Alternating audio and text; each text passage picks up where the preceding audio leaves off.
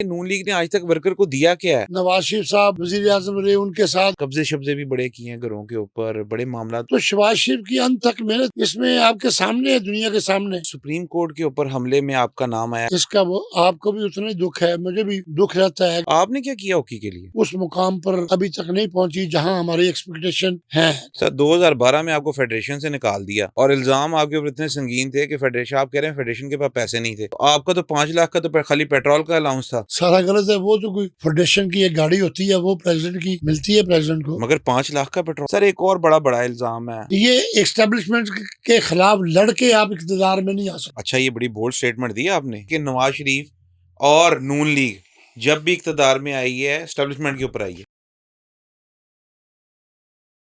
अस्सलाम वालेकुम जी, talk time with Umair Shah में खुशामदीद। मैं हूं आपका होस्ट उमैर शाह और आज के हमारे पॉडकास्ट के मेहमान किसी तारुफ के मोहताज नहीं। आप एक मंजे हुए सियासतदान होने के साथ साथ एक मायानाज हॉकी प्लेयर भी हैं। तो चलते हैं हमारे गेस्ट की जानिब। अस्सलाम वालेकुम अख्तर साहब, कैसे हैं आप? अल्हम्दुलिल्लाह मैं ठीक हूँ उमैर साहब। सर चलते हैं अपने पहले सवाल की जानिब। मुझे ये बताएं कि आपने ये कहा कि मुस्लिम लीग नून से आपको बहुत ज़्यादा प्यार है, क्या वजह है सर इसकी? मेरा ख्याल है कि 1985 के जो इलेक्शन हुए थे गैर जमाती, तो उस वक़्त तो जमातों का सिलसिला नहीं था। ठीक है। तो इनफरादी तौर पे ज़ियाउल हक साहब ने जो इलेक्शन करवाए थे, तो टीम डेवलप हुई थी। तो फिर उधर ग़ुलाम हैदर वाइन साहब हयात थे, अल्लाह उन्हें गरीक रहमत करे और अपने फजल से उनके रखे। तो मैं ये समझता हूँ कि वो जो गैर जमाती इलेक्शन से मुंतखब होकर फिर हमने जमाती अंदाज में मुस्लिम लीग नून की हमने रीऑर्गेनाइजेशन की है जी। और इसमें 3-4 लोग बड़े अहम हैं। ग़ुलाम हैदर वाइन साहब थे, ख़ास तौर पे लाहौर से साद रफ़ीक साहब थे और कामिल अली आगा भी थे और दीगर दूसरे अकाबरीन थे, मियाँ मोहम्मद अज़हर साहब भी थे। तो उस वक़्त फिर हमने मियाँ नवाज शरीफ साहब की सरपरस्ती में ये सारे काम किए। सर मुझे ये बताएं कि नून लीग ने आज तक वर्कर को दिया क्या है?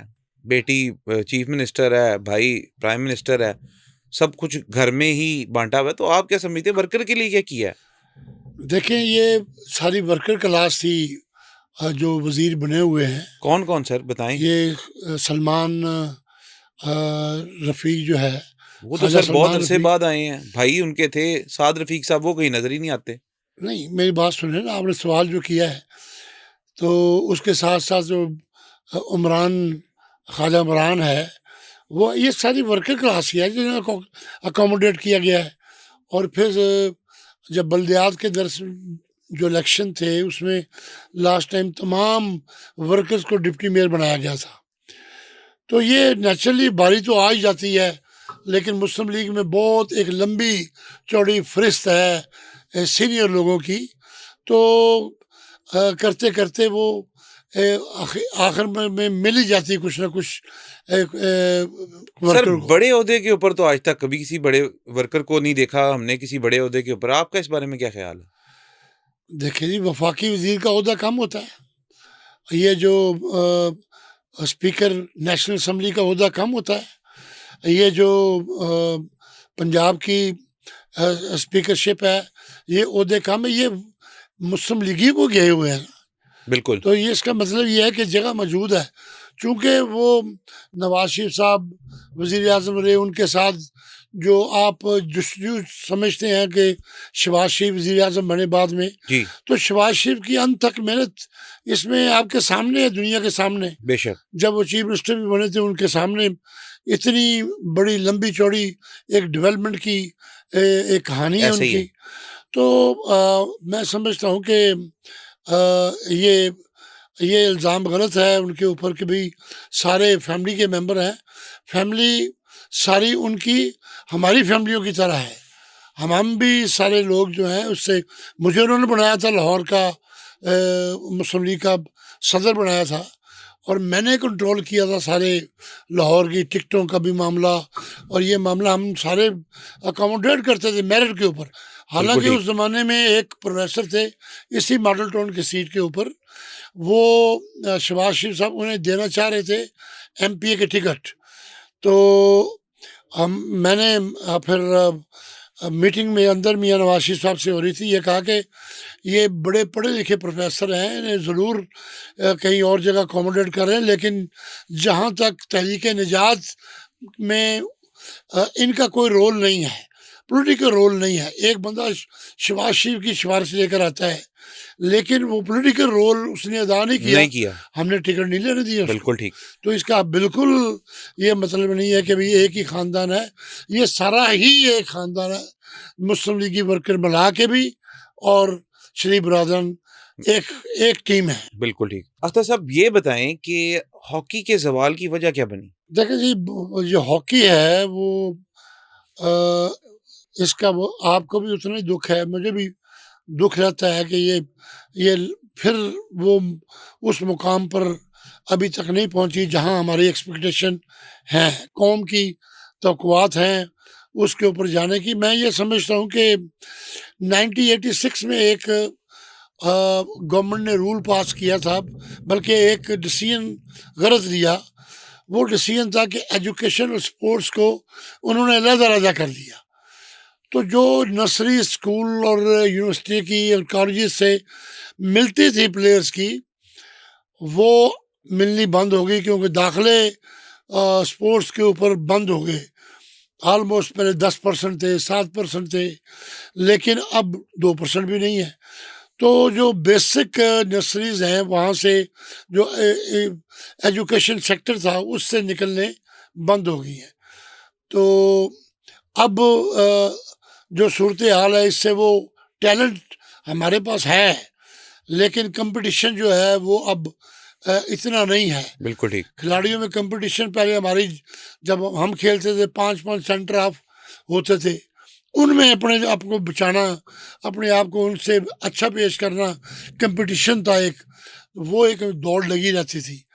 अब एक बंदा सेलेक्ट होता है, उसके पास दूसरा बंदा हमारे पास अवेलेबल नहीं है। 30-35-40 खिलाड़ियों के इर्द गिर्द पूरी पाकिस्तान की हॉकी जो है घूम रही है, बिकॉज ऑफ टैलेंट नहीं है। अकेडमीज बनाते हैं, उसके ऊपर अखराजात नहीं इतने करते। हॉकी के पास पैसे नहीं है।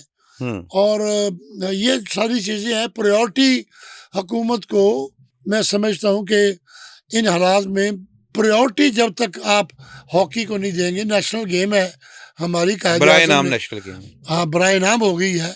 इसके ऊपर अभी प्रो लीग के ऊपर जाना था, तो 25 करोड़ रुपए की के अखराजात थे जो उनके एफआईएस को हमने देने थे। वो शहबाज शरीफ साहब को थोड़ा सा हॉकी के साथ लगाव है, उन्होंने फिर ये पैसे दिए। बिल्कुल ठीक। हालांकि ये एक फेडरेशन के पास सिस्टम ऐसा होना चाहिए कि उसके पास इतने फंड्स होने चाहिए कि वो ऐसे मामलों को फीडबैक कर सर सके। अभी आपने फेडरेशन का ज़िक्र किया। आप खुद 2 दफ़ा प्रेज़िडेंट रहे फेडरेशन के। तो आपने क्या किया हॉकी के लिए? देखिए, हमने जो मेरे ज़माने की हॉकी थी, उसमें हमने चैंपियंस ट्रॉफी इंडिया में हुई, हमने सेकंड फिनिश किया। बिल्कुल ठीक। एशियन कप हमने वहाँ से जीता। और फिर जो मेजर टूर्नामेंट में हम तीसरे, दूसरे, तीसरे, और एशिया में हमने हमारी बढ़तरी कायम रही उन दिनों में। अब आप उसके बाद जो है वो जो आपके सामने है रिजल्ट, इसके लिए मैं अब आज भी मुशावरत करता रहता हूँ। कोई मुझसे अगर प्रेसिडेंट पूछता है कि क्या करना है, तो मैं ईमानदारी से अपने वतन के लिए जो राय दे सकता होता हूँ मैं देता हूँ। बिल्कुल ठीक। अख्तर साहब आपके वालिद साहब भी इसी खेल से वाबस्ता थे और वो भी एक नुमाया नाम रखते थे। तो क्या विरासत के अंदर मिली इसीलिए आपको सिलेक्शन हो गई आपकी, या कोई आप समझते हैं कि उस टाइम भी स्क्रूटनी प्रॉपर होती थी? देखिए, ये एक क्वेश्चन था जब मैं टीम में सेलेक्ट हुआ, तो लोगों ने ये कहा कि ये डॉक्टर गुलाम रसूल की वजह से ये टीम में आया है। ऐसा ही है। तो वही जो लोग ये लिख रहे थे या कह रहे थे, तो जब मैं रिटायर हुआ तो वो आंखें रो रही थी उनकी। वो उन्होंने अखबारों में लिखा कि सिसकियों की गूंज में अख्तर रसूल ने रिटायरमेंट का ऐलान कर दिया। तो जब मौका मिलता है किसी प्लेयर को खेलने का, और मैंने अपनी मेहनत से अल्हम्दुलिल्लाह I use to practise 9 hours in a day.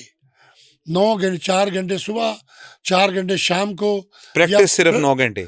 Practice, और दिन रात एफर्ट करके हमने वो जो लोगों का ये गिला था कि डॉक्टर गुलाम रसूल का बेटा, डॉक्टर गुलाम रसूल के बेटे ने ग्राउंड में साबित किया है कि उनकी जो सिलेक्शन थी अल्लाह की मेहरबानी से मेरिट के ऊपर थी। बिल्कुल ठीक।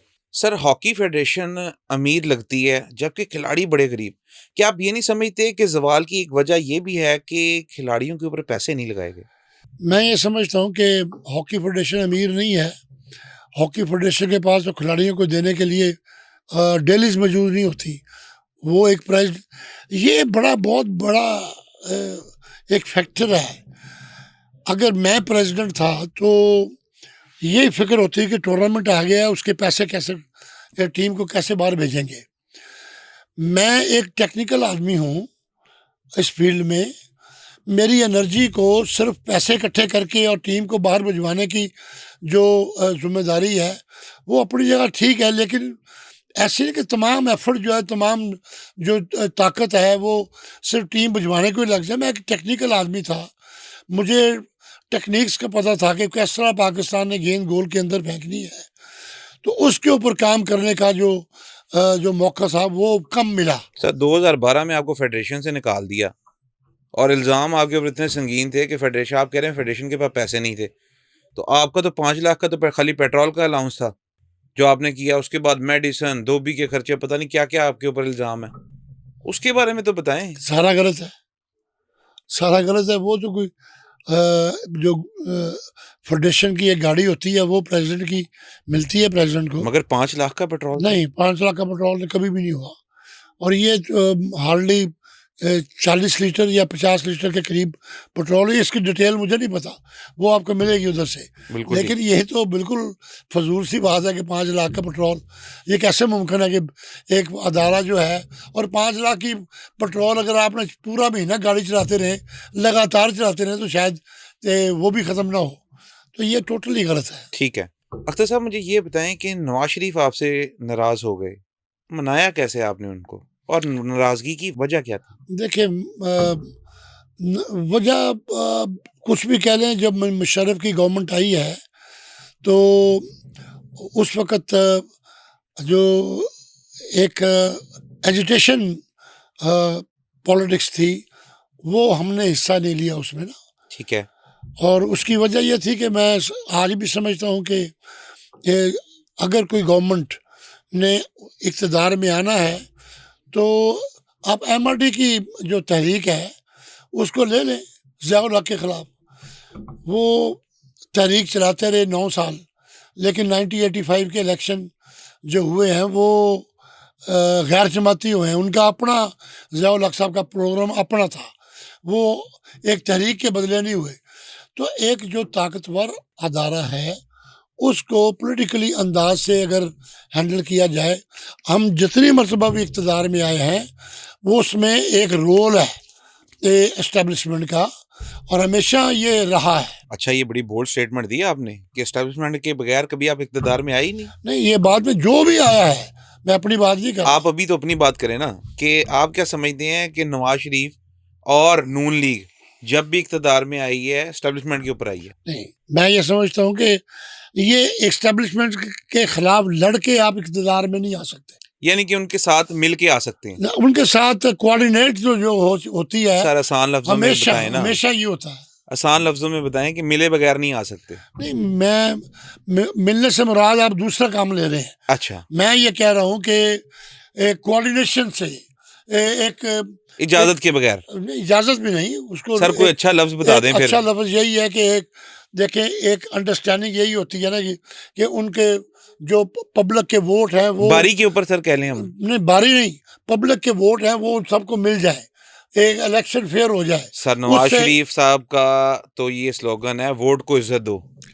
तो हमेशा वोट को तो अभी तो आपने कहा कि एस्टेब्लिशमेंट लेके आती है वोट की। वो तो is a part of the game. अच्छा, it's a part of the game है। अच्छा, इसी सवाल को आगे लेके चलते हैं। सर, मुझे सिर्फ इस बात का बताएं कि आप भी ये ज़ाती तौर पे समझते हैं कि जो शेख रोहेल असगर के साथ हुआ वही आपके साथ भी हुआ है। नहीं, रोहिल साहब का तो हल्के का मामला है ना जी, सर उनके हल्के के साथ-साथ उनके कुछ और भी तहफ़्फ़ुज़ात हैं। वो होंगे, वो मुझे उन्होंने कभी डिस्कस नहीं किया। रोहेल असगर मुस्लिम लीग का एक बहुत बड़ा नाम है, आपके ज़ाती तल्लुकात कैसे हैं उनके साथ? बहुत अच्छे हैं, तो बहुत फिर अच्छे। तो आपको बताया होगा सर। नहीं, वो दुःख-सुख तो बंदा अपना करता ही है। इस लिहाज से कभी नहीं मेरी उनसे बात हुई। अच्छा, लेकिन वो मुस्लिम लीग के बहुत बड़े पिलर हैं और मुस्लिम लीग भी उनकी बहुत इज़्ज़त करती है। बिल्कुल ठीक। तो आप ये नहीं समझते कि जो उनके साथ हुआ आपके साथ वैसा सिस्टम नहीं हुआ? मेरे साथ कुछ भी नहीं हुआ, बेफ़िक्र रहें। मैंने खुद नवाज़ शरीफ साहब को कहा था, मेरी मुलाकात हुई थी कि मुझे टिकट नहीं चाहिए, मुझे कोई ओहदा नहीं चाहिए, मैं पार्टी के लिए काम करता रहूँगा। ये मैंने कहा है उन्हें। यानी कि जिस तरह हॉकी से आपने खुद रिटायरमेंट ली, मैंने पॉलिटिक्स से भी खुद ही ली है। हॉकी में मैंने रिटायरमेंट ली जब मैं फ़ातेह आलम बना था। World world cup victorious captain बना था। बेशक, हिंदुस्तान के अंदर पाकिस्तान का झंडा बिलाशुबा, लहराया था। बिलाशुबा, उसके बिल्कुल। बाद तो फिर कुछ सारी चीज़ें अगर खेलता रहता तो 2 साल खेल सकता था और, लेकिन मैं ये समझता हूँ कि इज़्ज़त के साथ रवानगी हर जगह अच्छी है। इधर भी सियासत में भी इज़्ज़त के साथ रहना चाहिए। सर वो मुझे ये बताएँ आपका एक गिनेस वर्ल्ड रिकॉर्ड भी है, उसके बारे में ज़रा नाज़रीन को बताएँ, वो किस बात पे वो आपने गिनीज़ का रिकॉर्ड ये है कि 1971 का भी गोल्ड है वर्ल्ड कप का, 1978 का भी गोल्ड है वर्ल्ड कप का, और 82 में मैं कप्तान था इंडिया में, उसका भी गोल्ड है पाकिस्तान का, और 75 में सिल्वर मेडल है मेरे पास। तो ये कोई अब 3 गोल्ड और जल्द 4 गोल्ड को जीतेगा तो ये रिकॉर्ड टूटता है। ये 42 साल पहले बना हुआ है। ये माशाल्लाह अल्लाह ताला ने आपको इस इज़्ज़त से नवाज़ा, इसमें कोई शक नहीं है सर। सर मुझे ये बताएँ कि हमने जो अपने निसाब के अंदर पढ़ा बचपन से अभी तक कि हॉकी हमारा कौमी खेल है। सर इस कौमी खेल को इस हद तक ज़वाल आ गया कि अब तो कोई लड़ाई में भी हॉकी इस्तेमाल नहीं करता। आप इस बात को मानते हैं?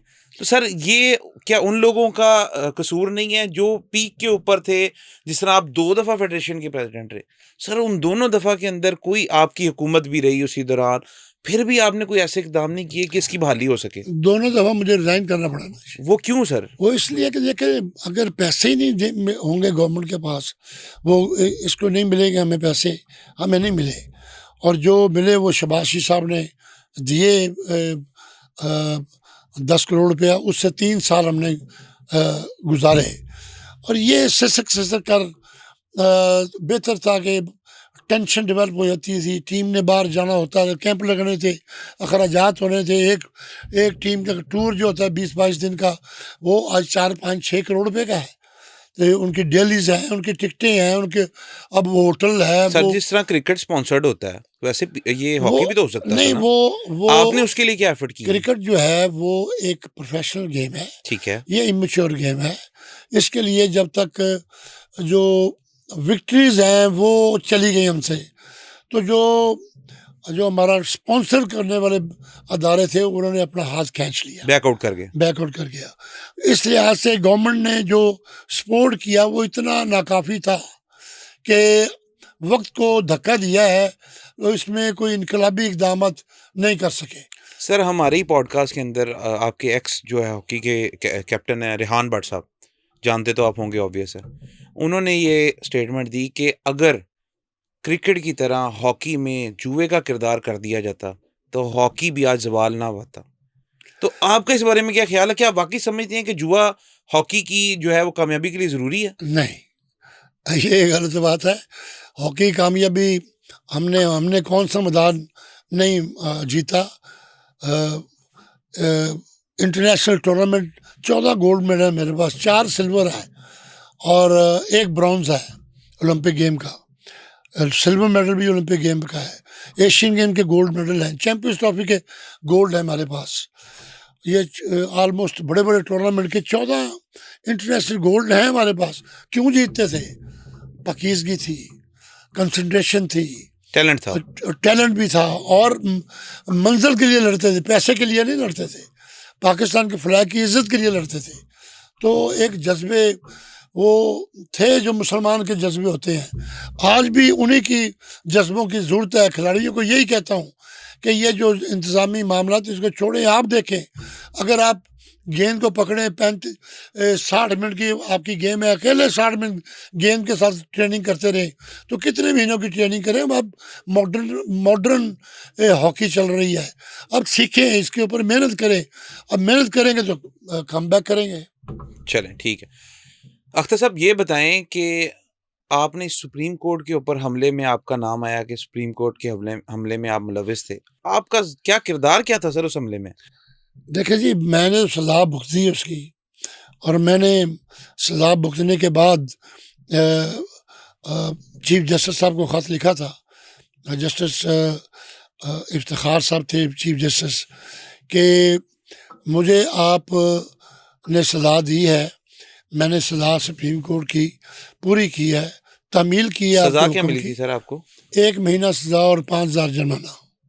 ना होने के बराबर। ये ना होने की बात नहीं है। हाँ उससे जी। नुकसान क्या हुआ कि उस वक़्त जो कानून था यही था, कॉन्स्टिट्यूशन में यही था कि एक मर्तबा किसी को सज़ा हो जाए वो सारी उम्र इलेक्शन कॉन्टेस्ट नहीं कर सकता। बिल्कुल ठीक, सही कहा। अब इससे बड़ी और क्या सज़ा थी कि एक 5 मरतबा का एक मेंबर जो सूबाई असम्बली का आपका अपने इलाके में बार बार मुंतखब होकर आ रहा है, वो इस वजह से रोक दिया जाए कि वो अब कानूनी तौर पे वो इलेक्शन नहीं लड़ सकता। बिल्कुल ठीक। वो तो फिर 26वीं तरमीम आई है, उसमें हो गया कि 5 साल से कम सज़ा और 2 साल उसको इस किस्म का आया, तो फिर हमें इजाज़त मिल गई इलेक्शन लड़ने की। तो फिर उससे 13 साल हम आउट रहे। और ये जो सुप्रीम कोर्ट के हवाले से जो आपने बात की है, जी। उसमें मैं तो पास लेकर बैठा हूँ। मैं तो पास लेकर लेके आया हूँ। तो मैंने ये बात भी ख़त में लिखी कि जनाब मुझे मक्के ले जाए, मुझे मदीना ले जाए, मैं वहाँ जाके ओथ देने को तैयार हूँ कि मैंने ये जुर्म नहीं किया। लेकिन हमारे मुल्क की सबसे बड़ी अदालत है, उसने मुझे सज़ा दी है तो मैंने कबूल की आप है। समझते हैं कि ज़्यादती हुई थी आपके साथ? मैं ये समझता हूँ कि मैंने सुप्रीम कोर्ट का एहतराम और इज़्ज़त की है कि मैंने सज़ा मगर ज़्यादती भुगती है। तौर पे आप समझते हैं कि ज़्यादती हुई आपके साथ? देखिए, सुप्रीम कोर्ट के ऊपर मैंने ज़्यादती का लफ्ज़ इसलिए इस्तेमाल नहीं कर सकता कि मेरी सुप्रीम कोर्ट है, मैंने उसकी तज़ीम सर करनी है। हमारा इस्लाम कहता है कि अगर काज़ी भी गलती करे और आपको लगे कि गलत कर रहा है तो आपको कहना चाहिए। तो मैंने ख़त लिख दिया ना, मैंने तो ख़त अभी लिख दिया। अभी कहने में क्या हर्ज है? आप समझते हैं कि गलत हुआ? नहीं, मैंने ख़त लिख दिया।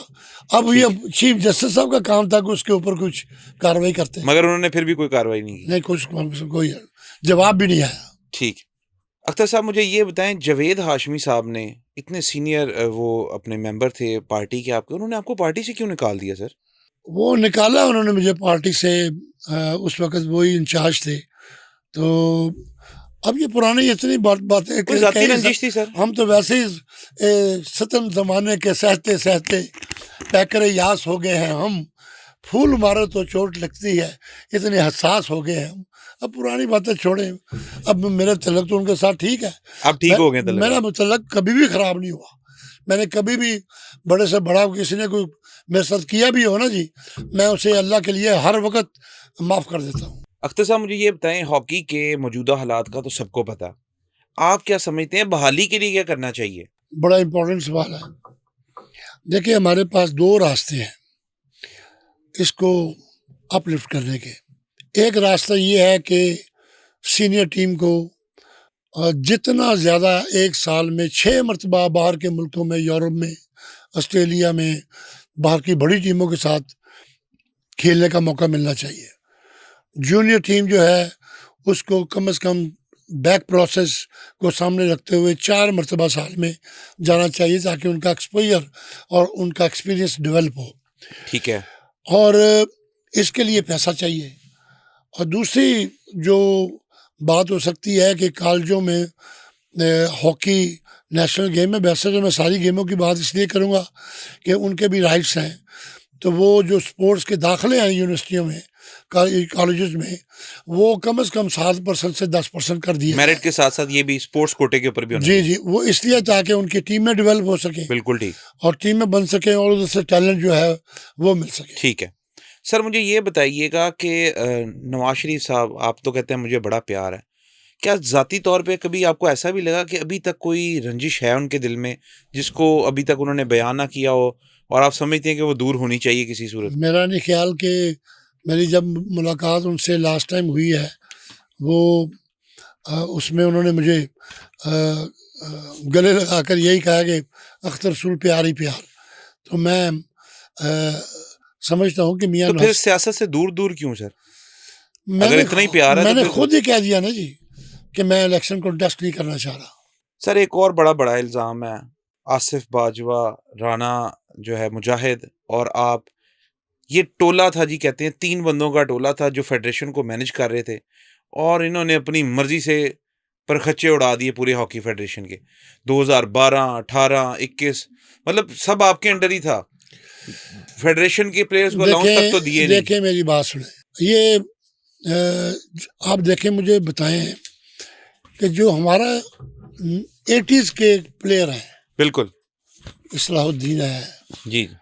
मंजूरुल हसन है, मैं हूँ, समीउल्लाह है, कभी इनकी ज़बानी आपने सुना है कोई पर्सनल किसको होते हुए? अगर उसके बाद के लोग पर्सनल होते रहे हैं तो ये अच्छी बात नहीं है, पहली बात तो ये। बिल्कुल ठीक है। उनको मेरा यही मैसेज है कि अगर आपको हॉकी फेडरेशन के से कुछ गिले शिकवे हैं तो आए ना, डोर्स ओपन है, बैठें, अपनी प्रपोजल दें, अपने आप को हॉकी के लिए आप वक्फ करते हैं तो करें ना, आए। तो ये दूसरी बात, ये जितना प्रोसेस है इसका एक इलेक्शन होता है, अब भी इलेक्शन हो रहे हैं, ये स्क्रूटनी हो रही क्लबों की, ये जो आर्मी का कप हो रहा है इसमें क्लबें मगर खेलेंगी। सर जिस पोज़ीशन के ऊपर आप थे, उस पोज़ीशन के लिए तो सियासी बैक बहुत ज़रूरी है। नहीं, मैं तो प्रेसिडेंट बना था, इलेक्शन जीत के आया था, इलेक्शन जीत के आया था। और बल्कि फेडरल गवर्नमेंट में उस वक्त रियाज पीरज़ादा साहब थे, उनकी तरफ से यही था कि अभी इलेक्शन ना कराएं, लेकिन उनके ड्यू हो गए वो थे फेडरेशन के, उन्होंने कराए। मगर आप समझते हैं कि सियासी जमात का भी इन्फ्लुएंस होता है? नहीं सर, इसमें अभी हो रहे हैं और किसी अगर से। क्रिकेट के बारे में बात करें तो उसमें भी होगा। देखें जी, उनका तो सिस्टम उनसे पूछ लें आप। मगर सर लेकिन आपका लेकिन क्योंकि स्पोर्ट्स हॉकी के लिए नहीं है, अच्छा हॉकी के लिए। कॉन्स्टिट्यूशन में इलेक्शन ठीक है, लड़के आएंगे। ठीक है। सर मुझे ये बताएँ कि कभी किसी और सियासी जमात से आपको दावत मिली हो कि छोड़ें नून लीग, बड़ा प्यार हो गया अब हमारे पास आ जाएँ, कभी ऐसा हुआ? लेकिन जब आदमी सियासत से थोड़ा सा पीछे हटे तो दूसरे लोग अप्रोच करते हैं? अप्रोच करते होते हैं, ये तो हिस्सा है किसने इसका, किया सर? करते होते हैं, इसकी क्या बात है, जब माने किसी की नहीं जानी। मगर फिर भी बताएँ तो। मैं मुस्लिम लीग के साथ ही हूँ, नून के साथ हूँ, मैं नवाज शरीफ का साथी हूँ, मैं इसी के ऊपर काम कर रहा हूँ। ये तो आपने ठीक कहा कि नवाज़ शरीफ के तो आप साथी हैं, इसमें कोई शक नहीं है, हमने देखा आपका प्यार भी बड़ा है।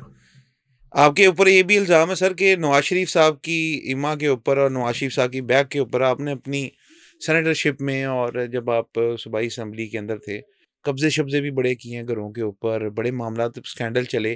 को कुछ हकीकत भी है सर या बस ऐसे ही मैं तो सिर सिर्फ में ये गोइयाँ ही हैं? मैं तो सिर्फ ये कहूँगा कि अगर कोई पूरी लाइफ में किसी का एक मरला भी या एक मकान भी किसी ने को समझता है लिया तो यहाँ लाए, मैं अभी लिख देता हूँ उनको, बिल्कुल ठीक। अभी लिख देता हूँ। ये देखें, ये ऐसी बातें सियासत में जब होता है आदमी तो 100 एलिगेशन लगते हैं उसके ऊपर, लेकिन प्रैक्टिकली तौर पे इसमें कोई ताकत नहीं कोई है, हकीकत नहीं। ना कोई है। मैं जो आपको भी ये मैं कह रहा हूँ, आपके चैलेंज को कबूल करके कि आप फाइंड आउट करें, और जो फाइंड आउट करें, मैं मेरे 2 घर हैं, ठीक है जी, एक मेरे बच्चों के नाम है, एक आधा मेरे नाम है, आधा मेरे बच्चों के नाम है। तो अल्लाह की मेहरबानी से हक हलाल के और जो डिक्लेयर्ड है। डिक्लेयर्ड है। ठीक है। सर मुझे ये बताएँ कि कोई ऐसा वाक़या जो आपकी खेल की ज़िंदगी के दौरान जो आपने ड्यूरेशन खेल में गुज़ारा, वो आपको दिल पे कोई असर रखता हो और आज तक आपको वो याद रहा हो?